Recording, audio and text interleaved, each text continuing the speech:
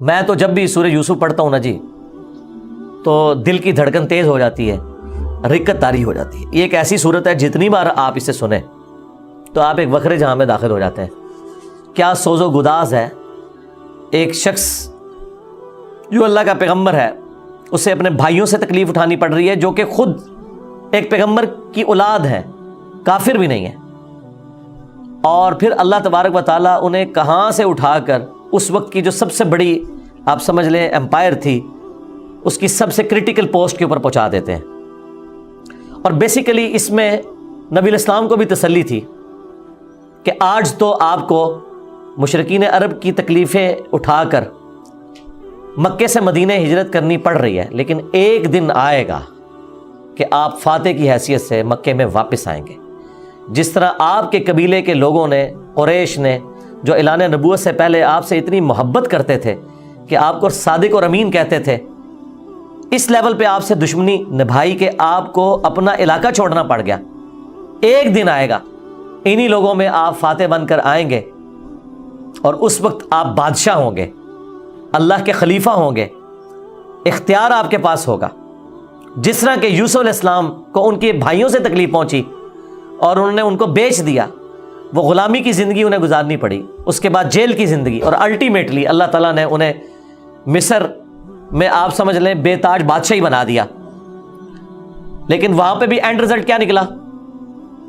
لا تثریب علیکم اليوم، آج کے دن میں تم پہ کوئی گرفت نہیں کروں گا۔ اور یہاں پر بھی نبی علیہ السلام بھی جب آپ کو پتہ ہے مکے میں داخل ہوئے تو آپ نے وہی الفاظ دہرائے جو یوسف علیہ السلام نے دہرائے تھے، لا تثریب علیکم اليوم، آج میں تم پہ کوئی گرفت نہیں کروں گا۔ یار یہ اخلاقیات پیغمبروں کے ہی ہوتے ہیں، یہ حوصلہ پیغمبروں کے اندر ہی ہوتا ہے۔ اللہ تعالیٰ ایک خاص انہیں یہ ملکہ دے دیتا ہے، وہ اپنے نفس پر اتنا قابو پا لیتے ہیں کہ اپنے دشمنوں کے لیے اتنا نرمی کا رویہ تمام اختیار کے باوجود، یہ نبیوں کا ہی خاصہ ہے۔ اللہ تعالیٰ ہمیں بھی اس طرح کے اخلاق میں سے حصہ عطا فرمائے، آمین۔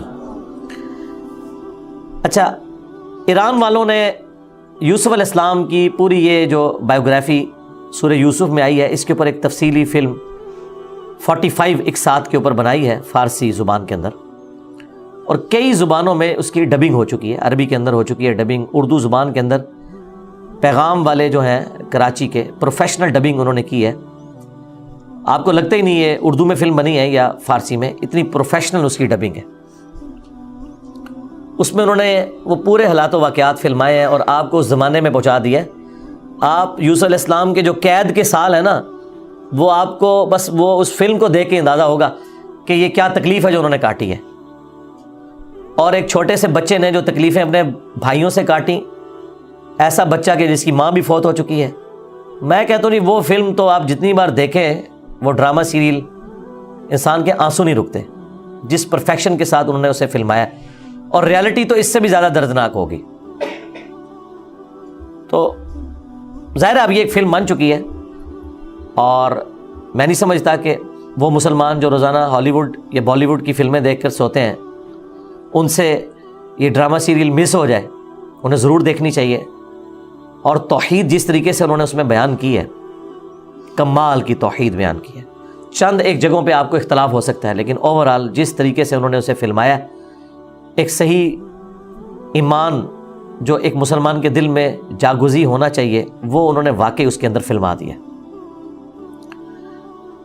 میں شروع میں ایک بلو پرنٹ کے طور پر سورہ یوسف میں جو یوسف علیہ السلام کی بائیوگرافی آئی ہے وہ بیان کر دیتا ہوں، مختصر سی، تفصیلی میں نہیں کروں گا تاکہ آپ کا ٹیسٹ خراب نہ ہو۔ پھر آپ جب ان آیات سے گزریں گے تو آپ اس ٹیسٹ کو فیل کریں گے۔ یوسف علیہ السلام چونکہ حضرت یعقوب علیہ السلام کے بیٹے تھے، اور ظاہر ہے کہ ان کی لیگیسی کو آگے کسی نے تو لے کے چلنا تھا۔ یوسف علیہ السلام کے 11 بھائی تھے، ان میں سے ایک بنیامین تھے، جو ایسے بھائی تھے کہ ماں اور باپ دونوں کامن تھے، اور باقی جو 10 بھائی تھے وہ دوسری والدہ سے تھے ان کے، وہ خالہ بھی لگتی تھی ان کی، یوسف علیہ السلام کی، اور ظاہر ہے کہ ماں بھی تھی کیونکہ ان کے والد نے ان سے نکاح کیا ہوا تھا۔ 10 بیٹے اس ماں سے تھے، 2 یہ تھے، اور آپس میں ان کا ایک حسد والا معاملہ ہو گیا شیطان کی وجہ سے، ظاہر ہے کہ اب باپ کی لیگیسی کو کس نے آگے لے کے چلنا ہے، وہ ظاہر ہے وہ تو باپ نے تو ڈیسائیڈ ہی نہیں کرنا، وہ تو اللہ نے ڈیسائیڈ کرنا ہے۔ اب یوسف علیہ السلام کو اللہ تعالیٰ نے ایک خواب دکھایا، اور خواب انبیاء کے حق میں وحی الہی ہوتا ہے۔ بخاری مسلم میں حدیث ہے کہ خواب نبوت کا 46واں حصہ ہے۔ حضرت ابراہیم علیہ السلام کو بھی خواب میں ہی دکھایا گیا تھا، سورہ صافات میں آتا ہے کہ میں اپنے بیٹے کی قربانی کر رہا ہوں، اسی لیے انہوں نے اسے ایگزیکیوٹ کرنے کی کوشش کی اور اللہ تعالیٰ نے فدیہ بھیج دیا، لیکن ایگزیکیوٹ اتنی بڑی ایکٹیویٹی کو کرنا کہ بیٹا قربان کرنا، اسی لیے تھا کہ وہ وحی الہی تھا۔ یوسف علیہ السلام کو اللہ تعالیٰ نے چھوٹی عمر کے اندر ہی 10-12 سال کی عمر میں ہی یہ خواب دکھایا کہ 11 ستارے اور سورج اور چاند انہیں سجدہ کر رہے ہیں۔ اس خواب کا ذکر انہوں نے اپنے والد سے کیا۔ ظاہر ہے اس زمانے میں تو والد ہی ڈائریکٹ ٹریننگ کیا کرتے تھے اپنی اولاد کی، اور ایک بڑی فرینکنس ہوتی تھی، اور پھر نبی کی اولاد۔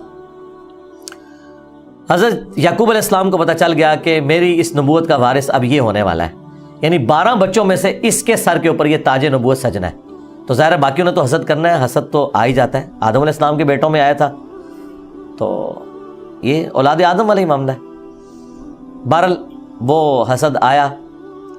حضرت یعقوب علیہ السلام نے یوسف علیہ السلام سے کہا تھا کہ اس خواب کا ذکر تم نے اپنے بھائیوں سے نہیں کرنا، ورنہ وہ تمہارے خلاف کوئی نہ کوئی چال چلیں گے۔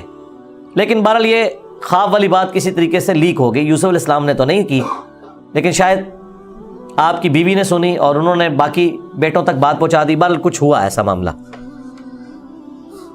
اور ان کو اس اعتبار سے بھی اشارے مل گئے کہ یوسف علیہ السلام کے ساتھ زیادہ برتاؤ ایکسٹراڈنری کرتے تھے یعقوب علیہ السلام، کیونکہ انہیں پتا تھا کہ یہ اللہ کے پیغمبر ہیں، اور انہوں نے اس توحید کی دعوت کو میرے بعد آگے لے کر چلنا ہے۔ حضرت یعقوب علیہ السلام کے جو باقی بیٹے تھے 10، 11واں تو خیر وہ چھوٹا تھا، وہ ان کا چھوٹا بھائی تھا، اس کے ساتھ تو مسئلہ کوئی نہیں تھا۔ وہ 10 بیٹوں نے اپنے باپ سے کہا کہ ہم دیکھتے ہیں کہ آپ بڑے پوزیسو ہیں یوسف کے معاملے میں، اسے آپ ہمارے ساتھ بھیجیں، یہ بھی ہمارے ساتھ کھیلا کودا کرے، جب ہم اپنے جانوروں کو چرانے کے لیے لے جاتے ہیں تو اس کو بھی ساتھ لے جائیں گے، تھوڑی اس کی بھی آؤٹنگ ہو جائے گی۔ تو حضرت یعقوب علیہ السلام کو یہ بات کلک کر گئی کہ یہ کچھ کرنا چاہتے ہیں۔ ان کو تو اندازہ ہی نہیں تھا کہ اتنی بڑی آزمائش ان کا انتظار کر رہی ہے۔ یار 40 سال کی جدائی آپ امیجن کریں، اور قرآن میں آیا کہ وہ نابینا ہو گئے تھے رو رو کے، اس تکلیف سے وہ گزرے۔ تو انہوں نے کہا کہ مجھے خطرہ ہے کہ تم یوسف کو صحیح طریقے سے دیکھ بھال اس کی نہیں کرو گے، کیئرلیس ہو جاؤ گے، چھوٹا بچہ ہے، کوئی بھیڑیا اس پہ حملہ آور نہ ہو جائے۔ انہوں نے کہا ہمارے ہوتے ہوئے 10 بھائی جس کے ہوں تو پھر تو ہم پھر نام کے ہی جوان ہوئے۔ بہرحال وہ تقدیر میں لکھا تھا، ایسا تو ہونا تھا۔ یوسف علیہ السلام نے وہاں پہنچنا ہی تھا جہاں اللہ تعالیٰ نے انہیں اتنا بڑا منصب عطا کرنا تھا۔ وہی ہوا، تنگ آ کے یعقوب علیہ السلام نے اجازت دے دی، وہ لے گئے یوسف علیہ السلام کو، اور پلان یہ بنایا کہ اسے قتل کریں گے۔ لیکن ایک بھائی تھا جو آڑے آ گیا، اس نے کہا قتل نہ کرو، ہے تو ہمارا بھائی، ہم اسے کسی کنویں میں ڈال دیتے ہیں۔ اور ان زمانوں میں جو قافلے گزرا کرتے تھے وہ کنویں پہ پانی کے لیے رکتے تھے، تو ہو سکتا ہے کہ کوئی نکالے تو یہ اس کے ساتھ ہی چلا جائے، جان چھوٹ جائے، قتل نہ کرو۔ اور اس میں وہ یہ بھی کہتے ہیں کہ ہم اس وقت تو یہ ایکٹیویٹی کرتے ہیں، پھر بعد میں اللہ سے توبہ مانگ لیں گے، اللہ تعالیٰ بڑا بخشنے والا مہربان ہے، جو کچھ بھی ہے تیرے محبوب کی امت سے۔ یہ بھی قرآن میں نقل ہوا ہے، وہی سیم مینٹالٹی آگے چل رہی ہے، بعد میں نیک بن جائیں گے۔ اور انہوں نے ڈرامہ بازی یہ کی کہ یوسف علیہ السلام کے کرتے کے اوپر کسی بھیڑیے کا خون مل لیا، اور کہا کہ ہم تو اسے سامان کے پاس چھوڑ کے گئے تھے، پیچھے سے بھیڑیا آیا اور یوسف کو کھا گیا، اور یہ اس کی قمیض ہے۔ عشاء کے وقت روتے ہوئے آئے، رات کے وقت قرآن کے الفاظ ہیں۔ حضرت یعقوب علیہ السلام کو سمجھ آ گئی کہ یہ میری آزمائش شروع ہو گئی ہے، کیونکہ توحید ایک ننگی تلوار ہے۔ انہیں سمجھ آ گئی تھی کہ میں نے اپنے بیٹے سے جو اتنی شدید محبت رکھی ہے نا، اللہ تعالیٰ مخلوق کی محبت کو برداشت نہیں کرتا، ایٹ لیسٹ ایک پیغمبر کے دل میں اس ایکسٹریم لیول کے اوپر جا کر۔ تو میری آزمائش شروع ہو گئی اب. تو انہوں نے کوئی بحث نہیں کی, انہوں نے کہا میں صبر کروں گا جو کچھ ہوا. ان کو پتا تھا کہ یہ اب اللہ کا فیصلہ ہے, کرنے سے کچھ نہیں ہونا. جو کوئی تھوڑی بہت کوشش کی وہ کی, انہیں اینڈ پہ ان کا میں اب صبر ہی کروں گا, جو اللہ اس کے لیے فیصلہ کرے. وہی ہوا. ایک قافلہ وہاں سے گزر رہا تھا, انہوں نے پانی کے لیے ڈول ڈالا, اور یوسف علیہ السلام کو اللہ تعالیٰ نے قرآن میں آیا کہ یوسف کو ہم نے تسلی دی کہ ایک دن آئے گا کہ تم اپنے بھائیوں کو بتا دو گے جو انہوں نے یہ غلطی کی تھی, ہم تمہیں سرخرو کریں گے. بہرحال ابھی تو تمہارے لیے طے ہو گیا. اور ظاہر جبرائیل علیہ السلام آنا شروع ہو گئے چھوٹی عمر میں ان کے پاس, ان کی تسلی کے لیے. اسی لیے ڈھارس بندی, انہوں نے پانی کے لیے ڈول ڈالا, یوسف علیہ السلام نے وہ پکڑا اور باہر نکل آئے. اور بھائی جو ہیں چھپ کے یہ منظر دیکھ رہے تھے. انہوں نے کہا یہ نہ ہو یہ پھر واپس آ جائے. انہوں نے چند ٹکوں کے عوض, چند دراہم کے عوض بیچ دیا. کہا یہ ہمارا غلام تھا, تو بھاگ کے آئے, یہ ہمارا غلام ہے, اور جان چھڑائی اس طریقے سے. یوسف علیہ السلام بھی چپ کر کے چلے گئے. انہیں پتہ تھا کہ میرے لیے فیصلہ ہو چکا ہے. اور کس تکلیف سے وہ مصر تک پہنچے, اور وہاں پہ غلاموں کا بازار لگتا تھا وہاں بیچنے کے لیے, عبرانی غلام, اور پڑھنا لکھنا بھی جانتے تھے, ذہین بہت تھے. تو عزیز مصر وہاں سے گزر رہا تھا, یعنی آپ سمجھ لیں بادشاہ کے بعد جو سیکنڈ پوسٹ ہوتی ہے. اس نے دیکھا کہ یہ تو شکل ہی غلاموں والی نہیں ہے, یہ کوئی ایکسٹرا آرڈنری بندہ ہے. اس نے خرید لیا اور لا کے اپنی بیوی سے کہا کہ یہ میں خرید کے لایا ہوں, اولاد تو ہماری کوئی نہیں, ہو سکتا ہے ہم اسے ہی اپنا بچہ بنا لیں. اور یوں یوسف علیہ السلام کہاں دور دراز کے شام کے علاقے جو سویلائزڈ بھی نہیں تھا, بھیڑ بکریاں چرانے والے بدو لوگوں میں سے اٹھ کے اس وقت کی سب سے سویلائزڈ حکومت مصر کی, فرعونوں کی حکومت. آج تک آپ یہ اہرام مصر, گیزا کے جو ہے پیرامڈس یہ دیکھ رہے ہیں, یہ ان لوگوں نے تعمیر کیے ہوئے ہیں. وہاں پہنچ کے, اور قرآن کے الفاظ ہیں کہ ہم نے یوں اس کے لیے معاملہ آسان کر دیا کہ وہ عزیز مصر کی تربیت میں رہے اور علم حاصل کرے. ظاہر ہے کہ وہ کتنی بڑی بڑی میٹنگز ہوتی ہوں گی جس میں میٹنگ کا ارینجمنٹ کرنا, کھانے پینے کا ارینجمنٹ کرنا, اور ایک خادم کی حیثیت سے باتیں بھی سنتے ہوں گے. یوں اللہ تعالیٰ نے ان کی لرننگ کروائی, اور یوں وہ جوانی کی عمر کو پہنچ گئے. اب عزیز مصر کی جو بیوی تھی, ظاہر ہے کہ وہ ادھر کا جو ماحول تھا ایک بے حیائی کا, اس کا وہ شکار تھی. وہ صرف وہ نہیں تھی, باقی عورتیں بھی تھیں. اس کی قسمت مری ہوئی تھی اس اعتبار سے کہ آزمائش سب سے پہلے اس پہ پڑی. یوسف علیہ السلام کو اللہ تعالیٰ نے حسن دیا ہوا تھا, تو وہ ان پہ فریفتہ ہو گئی, اور اس نے کوشش کی کہ انہیں برائی پر آمادہ کرے. دروازے بند کر دیے, قرآن کے الفاظ ہیں, برائی کی طرف بلایا. پہلے بلایا تو کسی اور کام سے تھا, اور اللہ تعالیٰ نے قرآن میں کہا کہ اس عورت نے یوسف کا قصد کیا, یوسف بھی قصد کر لیتا اگر اپنے رب کی نشانی نہ دیکھ لیتا, برہان. اور وہ نشانی قرآن میں نقل نہیں ہوئی, اسرائیلی روایتوں میں ملتا ہے کہ ان کو ان کے والد یعقوب علیہ السلام کی شبیہ دکھائی گئی, جو کہ یوں انگلی سے اشارہ کر رہے تھے کہ بیٹا یہ کام نہیں کرنا, اس طرف نہیں آنا. تو وہ بچ کے, ظاہر ہے اللہ نے فرمایا کہ یہ ہمارے مخلص بندے تھے, یعنی مخلص چنے ہوئے. ایک لفظ ہے مخلص جو اخلاص شو کرتا ہے. ہم مخلص ہونے کی کوشش کرتے ہیں, لیکن مخلص پیغمبر ہوتے ہیں جنہیں اللہ اپنے لیے خالص کر لیتا ہے. اللہ نے کہا ہم نے بچایا, یعنی انبیاء بھی جو بچتے ہیں نا برائیوں سے, وہ اللہ کی مدد کی وجہ سے. بہرحال اس تکلیف سے وہ گزرے. خبر لیک ہو گئی, کیونکہ جب اس نے قصد کیا تو یوسف علیہ السلام بھاگے. اللہ تعالیٰ نے معجزانہ طور پر وہ دروازے کھول دیے, اور یہ سین جس طریقے سے انہوں نے فلمایا ہے پہنچا دیا جی انہوں نے اس جگہ پہ, اس فلم کے اندر ایران والوں نے. بہرحال قرآن کے الفاظ ہیں, جب وہ دروازے کے اوپر پہنچے تو وہاں سے عزیز مصر آ گیا, اور پیچھے عورت بھی ہے, تو اسے بھی شک پڑ گیا. وہاں پہ کوئی سیانہ بندہ تھا جس نے کہا کہ یہ دیکھو کہ اگر یوسف کی قمیض آگے سے پھٹی ہوئی ہے تو یوسف جو ہے وہ مجرم ہے, اور اگر یہ پیچھے سے پھٹی ہوئی ہے تو پھر وہ عورت مجرم ہے. کیونکہ یوسف علیہ السلام بھاگے تھے, اس نے پیچھے دوڑ لگائی ان کو پکڑنے کے لیے, تو پیچھے سے قمیض پھٹی ہوئی تھی اور وہ پیچھے سے پھٹی نکلی. ایران والوں نے فلم میں یہ فلمایا کہ وہ ایک شیرخوار بچہ بول اٹھا, لیکن یہ دور کی بات ہے. اگر یہ واقعہ ہوا ہوتا تو سارے کے سارے یوسف علیہ السلام کو اسی وقت نہ مان لیتے کہ یہ تو کوئی عام انسان نہیں ہے. مجھے لگتا ہے کوئی سمجھدار آدمی تھا جس نے مشورہ دیا اور یہ لاجیکل بھی تھا. تو عزیز مصر کو پتہ چل گیا کہ اس عورت کی چال ہے. پھر بھی وہ باز نہیں آئی. جب اس کی خبر لیک ہوئی تو اس نے کہا میری تو دم کٹ گئی ہے, میں اب ساری عورتوں کی دم کٹواؤں گی. اس نے وہ جتنی بڑے اشرافیہ وہاں مصر کا تھا ان ساری عورتوں کو دعوت پہ بلایا اور سب کے ہاتھ میں ایک ایک چھری دے دی, قرآن کے الفاظ ہیں, اور ایک ایک سیب دیا, اور یوسف علیہ السلام کو کہا کہ ان عورتوں کے سامنے آؤ. تو قرآن کے الفاظ ہیں کہ جب یوسف علیہ السلام ان کے سامنے آئے تو عورتوں نے بے خیالی میں وہ کاٹتے ہوئے سیب کو اپنی انگلیاں بھی کاٹ لی. کاٹنے سے مراد یہ نہیں کہ وہ کٹ کے علیحدہ ہوگی, مراد یہ کہ اس پہ تھوڑا بہت زخم آیا. یہ اتنا نہیں ہے کہ وہ انگلیاں ٹوٹ ٹوٹ کے کوئی علیحدہ ہو گئی تھی یا کوئی ساری عورتوں نے یہ سب کچھ کر لیا.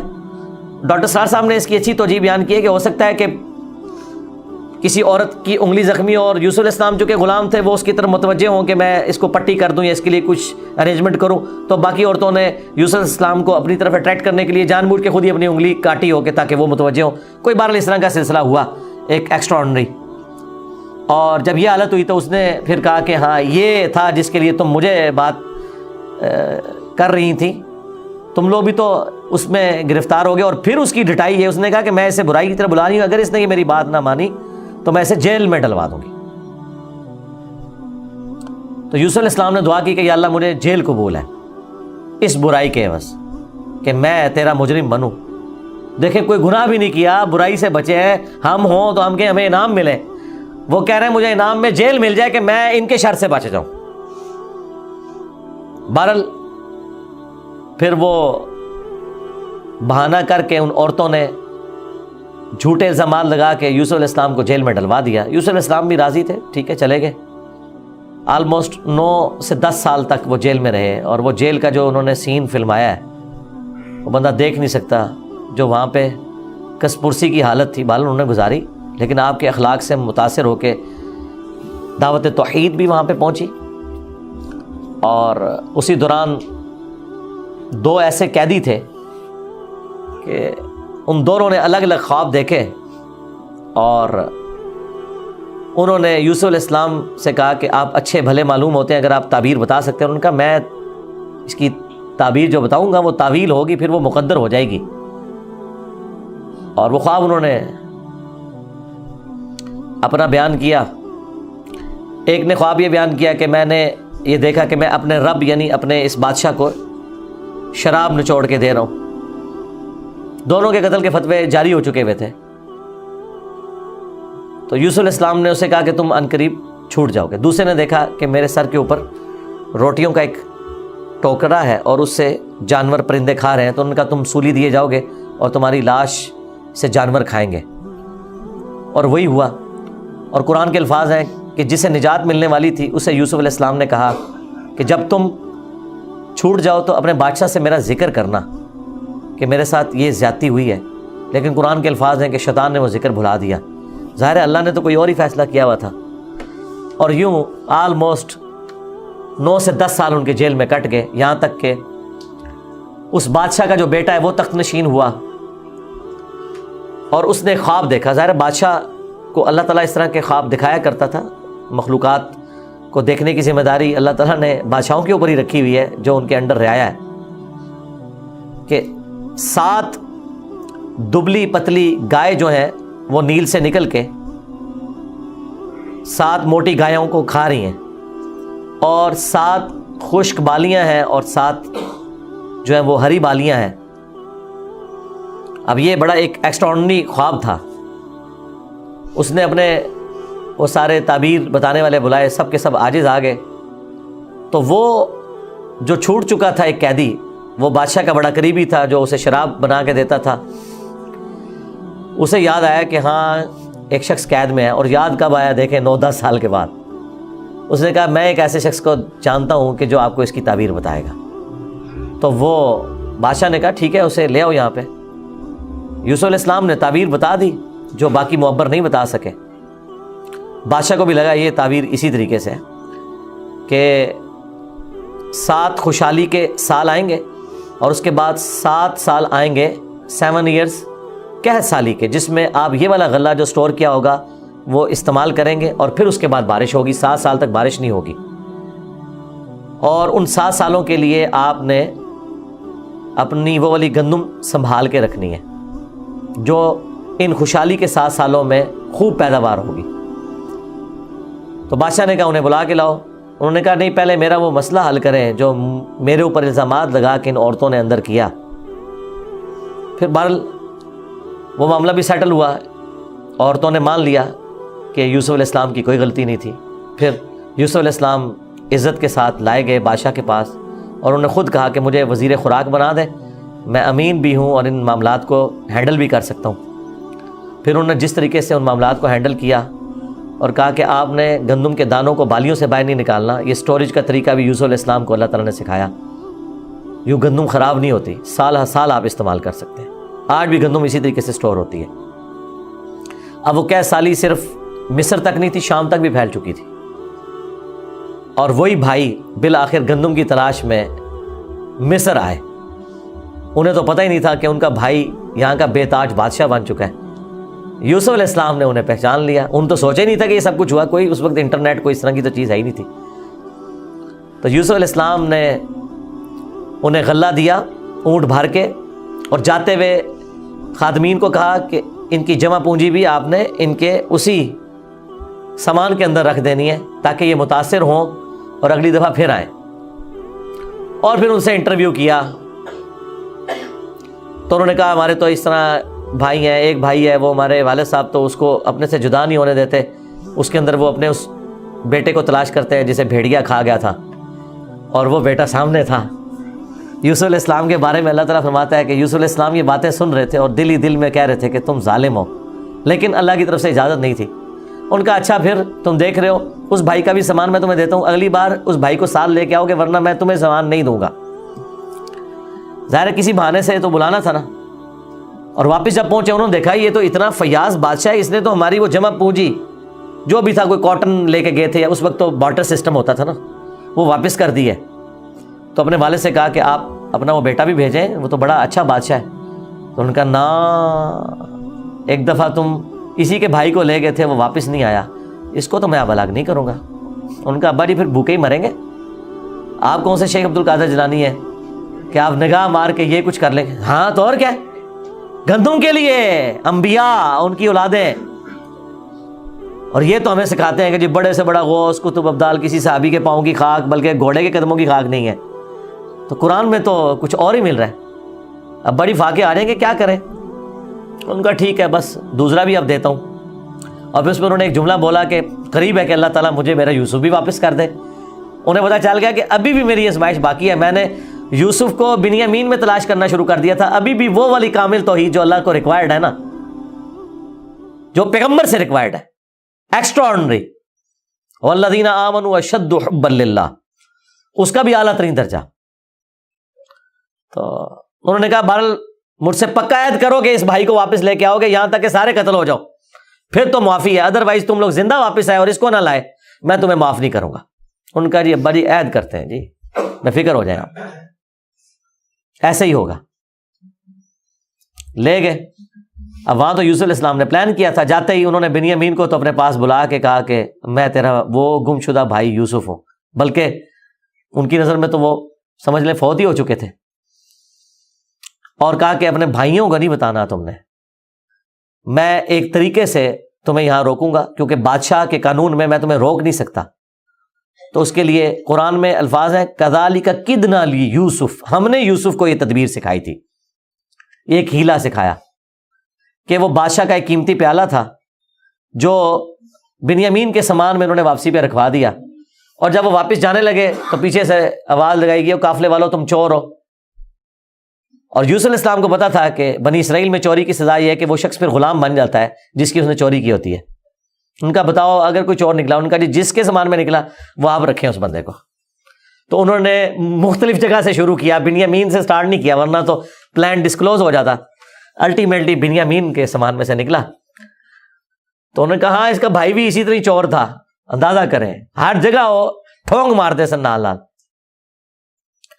تو اچھا یہ پھر ایران والوں نے اس فلم میں کھولا ہے کہ وہ کس چوری کی طرف اشارہ کر رہے تھے۔ وہ یوسف علیہ السلام سے ان کی پھوپھی بڑی محبت کرتی تھی، وہ لے گئی تھیں، اور وہ ان کو اپنے پاس رکھنا چاہتی تھیں، تو انہوں نے کہا کہ میرا فلاں قیمتی کپڑا جو ہے وہ چوری ہو گیا ہے، حالانکہ وہ چوری نہیں ہوا تھا، اور وہ یوسف علیہ السلام کے سامان سے انہوں نے ریٹریو کیا، اور اس کے بدلے میں یعقوب علیہ السلام کو کچھ عرصہ اپنے اس بیٹے کو اپنی بہن کے پاس چھوڑنا پڑا۔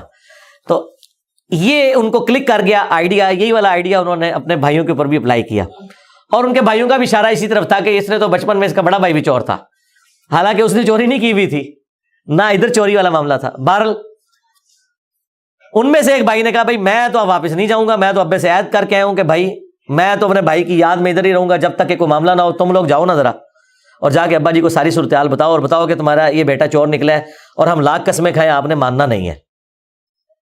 تو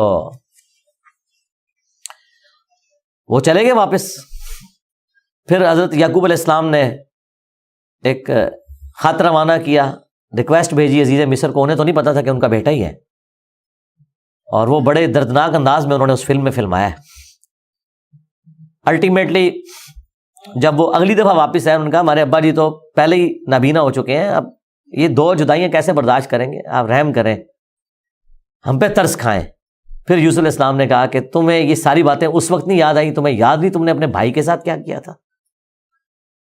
تو وہ جب سٹوری انہوں نے بیان کرنی شروع کی تو انہیں پتہ چل گیا کہ یہ وہی یوسف ہے۔ تو انہوں نے پوچھا آپ یوسف ہیں؟ ان کا ہاں، دیکھو اللہ نے مجھے کیا کچھ عطا کیا ہے، اور انہوں نے کہا کہ ہمیں معاف کر دیں۔ انہوں نے کہا لا تثریب علیکم اليوم، آج کوئی گرفت نہیں ہے، شیطان نے یہ ہمارے درمیان جدائی ڈالی تھی، کیونکہ اتنے بڑے منصب تک پہنچنے کے لیے تکلیف بھی تو کاٹنی پڑتی ہے نا، حسین بننا کوئی سوکھا تو نہیں ہے، جنتی نوجوانوں کا سردار بننا ہے تو پھر قربانی تو دینی پڑے گی، اور انبیاء کو یہ پتہ ہوتا ہے کہ قربانی سے گزر کے ہی آپ مقام حاصل کرتے ہیں۔ انہوں نے کہا کہ یہ میری قمیص لے جاؤ، اللہ تعالیٰ نے وحی کے ذریعے مجھے بتائی ہے یہ بات، جا کے میرے والد کی آنکھوں پہ ملو، اللہ تعالیٰ ان کی بینائی کو واپس کرے گا۔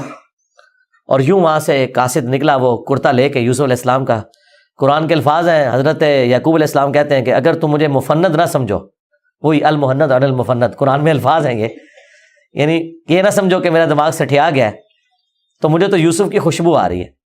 اچھا یوسف کی خوشبو اس وقت نہیں آئی جب وہ بک کے جا رہے تھے، کیونکہ اللہ تعالیٰ نے پردہ ڈالا تھا، ادھر اللہ نے یوسف کی خوشبو، بہرحال وہی بشارت لے کے آیا، آنکھوں کو لگائی، بینائی واپس آ گئی، اور ساتھ خط آیا کہ اب آپ واپس آئیں، یہاں پہ میرے پاس آ جائیں اور بنی اسرائیل کو شفٹ کریں۔ وہ سارے ود فیملی وہاں شفٹ ہوئے، وہاں یوسف علیہ السلام آل نال تھے، انہوں نے ایک قطعہ زمین ان کو دیا، اور یوں بنی اسرائیل وہاں پہ آباد ہو گئے، اور پھر حکومتی لیول پہ رہے، یہاں تک کہ وہاں پہ ایک نیشنل موومنٹ غالب آئی اور ان کو غلام بنا لیا گیا، جو کسی زمانے میں بادشاہت انجوائے کر رہے تھے۔ اور پھر ان غلاموں میں اللہ تعالیٰ نے حضرت موسیٰ علیہ السلام کو مبعوث کیا اور فرعونیوں سے نجات دلوائی، ایک منجی اور ہادی بنا کے۔ اور پھر وہ جاتے ہوئے المستدل علاقے میں آتا ہے، یوسف علیہ السلام نے وصیت کی تھی کہ جب کبھی بنی اسرائیل یہاں سے شفٹ ہو تو میری لاش بھی لے جانی ہے، پھر وہ لاش بھی لے گئے، اس پہ میری تفصیلی ویڈیو ریکارڈ ہے، آپ یوٹیوب پہ دیکھ سکتے ہیں۔ یہ پورے کا پورا ایک معاملہ تھا، اور پھر وہ آخر میں وہی ہوا کہ سجدہ تعظیمی کیا یوسف علیہ السلام کو ان کے بھائیوں نے اور ماں باپ نے۔ ان زمانوں میں سجدہ تعظیمی جائز تھا، جس طرح کہ آدم علیہ السلام کو فرشتوں نے کیا، اور اس امت میں حرام ہو گیا۔ ابو داؤد میں اور ترمذی میں حدیث ہے کہ اگر میں سجدہ تعظیمی جائز سمجھتا تو بیویوں سے کہتا کہ اپنے خامدوں کو کریں اس حق کے سبب۔ ابو داؤد میں تو الفاظ ہیں، ایک صحابی نے حضور کو سجدہ کیا، آپ نے فرمایا سر اٹھا کیا کر رہا ہے، جب میں فوت ہو جاؤں گا تم میری قبر سے گزرو گے تو کیا مجھے سجدہ کرو گے؟ انہوں نے کہا نہیں یا رسول اللہ۔ فرمایا مجھے کیوں سجدہ کر رہے ہو؟ اگر میں سجدہ جائز سمجھتا تو بیویوں سے کہتا کہ اپنے خامدوں کو کریں۔ اور یہ سجدہ تعظیمی، سجدہ عبادت ہمیشہ سے اللہ کے لیے رہا ہے۔ جبرائیل علیہ السلام نے حضرت آدم کو سجدہ عبادت نہیں کیا، سجدہ تعظیمی تھا۔ ان زمانوں میں ٹو باؤ ڈاؤن بھی ہوتا تھا، جھکا بھی جاتا تھا۔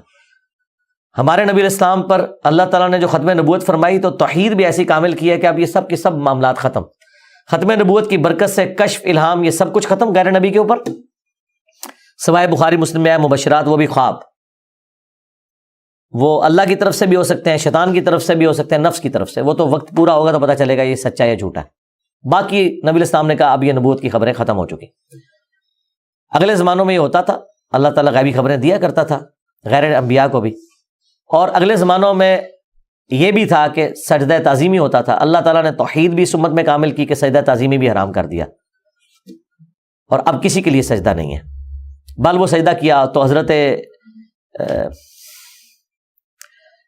یوسف علیہ السلام نے کہا ابا جان یہ دیکھ لیں، یہ تعبیر ہے میرے اس خواب کی جو میں نے وہ بچپن میں دیکھا تھا.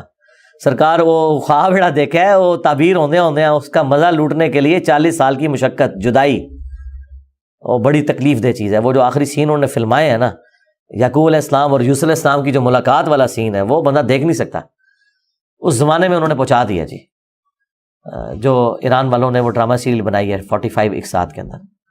بہرحال الٹیمیٹلی اللہ تعالیٰ نے اس سے نبی علیہ السلام کو بھی بتایا کہ اگر آپ اس تکلیف سے گزر رہے ہیں نا تو یوسف علیہ السلام نے بھی تکلیف کاٹی. ہمارے نبی کی تکلیف پھر اس لیول پہ نہیں گئی. اللہ تعالیٰ نے 8 سال کے اندر ہی فتح مکہ کروا دیا. لیکن بہرحال انبیاء کو کیسی کیسی تکلیف اٹھانی پڑتی ہیں. یہ واقعات سننے میں بڑے انٹرسٹنگ تو فیل ہو رہے ہیں، لیکن جب آپ وہ فلم دیکھیں گے نا تو آپ کو اندازہ ہوگا کہ جس پہ یہ گزر رہی تھی اس کے لیے کتنی تکلیف دہ چیز تھی. ایک ایک لمحے پہ تکلیف جوڑی ہوئی تھی، اس کو ہم امیجن بھی نہیں کر سکتے. آج بات کرنا آسان ہے. اللہ تعالیٰ نے انبیاء کرام علیہ السلام کو تکلیف سے گزار کر مرتبہ دینا ہوتا ہے. ہمارے نبی علیہ السلام کو بھی اللہ تعالیٰ نے اتنا جو اعلیٰ مقام عطا فرمایا تو اس کے اگینسٹ پھر انہیں تکلیف بھی برداشت کرنی پڑی.